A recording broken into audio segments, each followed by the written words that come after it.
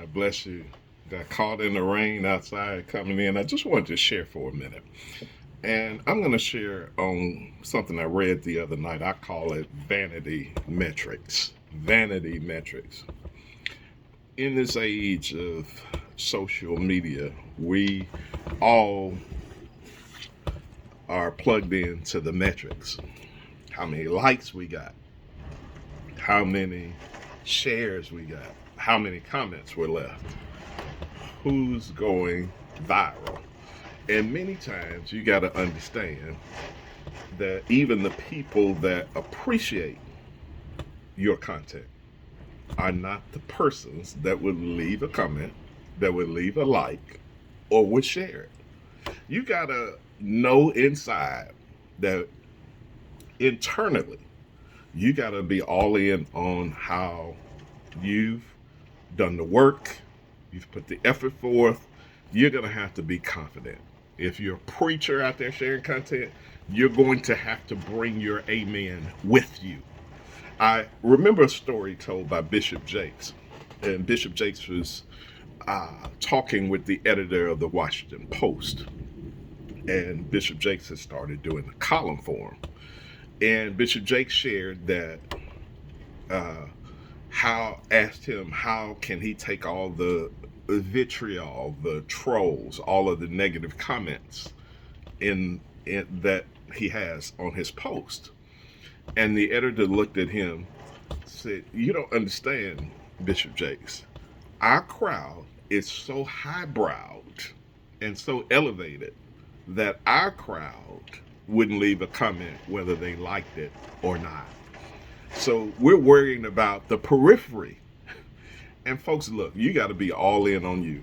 It's said that the greatest fear in America is the fear of public speaking. And many times I've looked at some crowds, even when I know I'm in my A game. There are some folks that'll just sit there playing like you're not saying nothing, playing like you're not measuring up, to playing like you're somewhere lost. Folks, you're going to have to sometime take your own approval and stop worrying about these vanity metrics and keep pushing on. Uh, it's a, it's amazing how we will celebrate everybody else, and then we start doubting ourselves. We catch imposter syndrome. Look, if you know you're good, there's some times where I'm up on my game, and I'm not your average writer. The Lord bless with me my gift. I know what my gift is. I'm not saying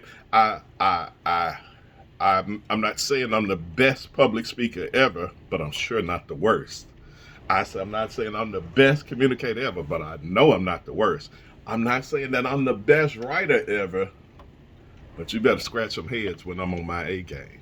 When I'm on my A game.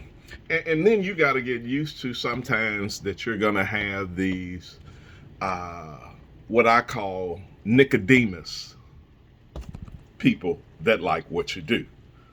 They won't say it in the light of day because it may not be publicly acceptable for their pastor may not even like you, like them liking your post. Yeah, we're in the city where that in Memphis sometime that they're wondering what their pastor will say about them liking your post. We're territorial, as if the gospel, someone can have a controlling interest in the gospel. I'm just telling you that when you put out content, don't let fear limit you. Don't let the amount of likes, because you don't know how, even on some of the outward platforms, you see the public likes, which may be none, but you send up a story where people don't have to worry about who's seeing what they say, and you have hundreds of views, hundreds of likes, hundreds of everything. So we're in a day, don't get caught up in the vanity metrics. The thing is that you go all in on your craft, study your craft to the best you can be, hone your craft, practice it, get better every day. Practice, like Allen Iverson said, we're talking about practice. When you're as good and you know you're good, sometimes not going to have some times where you don't need everyone else's buy-in. My word to you is you got to be all in on you. And when you're good, I'm expecting you to shine. I don't need your amen, although I want it. Although I would greatly appreciate it, but if you don't give it, I came with an amen already in me. Those that are sharing on the thought leader, business person level, when you gauge how long you've worked in a particular industry, when you gauge how long that you've labored at your craft, if you've done the same thing over and over and over again, and you're not that mechanic that never studies on the changes in the vehicle, and you're not that plumber that never studies what changes have come in plumbing, and you're not that salesperson that sees that we're in a new age of selling, then once you know you put the time in, you put the work in, you put the study in, you got to be satisfied whether they give you the vanity metrics or not. God bless you. Have an awesome day.